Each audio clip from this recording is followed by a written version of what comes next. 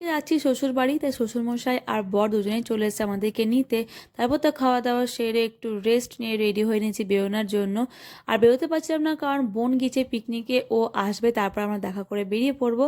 এই যে ওর বন্ধুরা ওকে দেখা করতে চলে এসেছে, তারপর বোনও চলে আসে।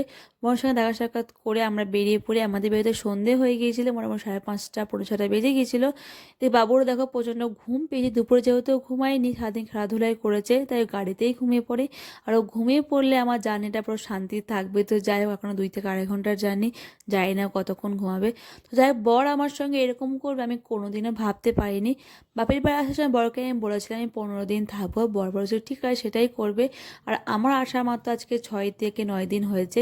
বর হঠাৎ গত রাতে ফোন করে কাল তোমাকে আনতে যাচ্ছি। কি করো বলো, বরের কথা অমান্য করে তো চলবে না।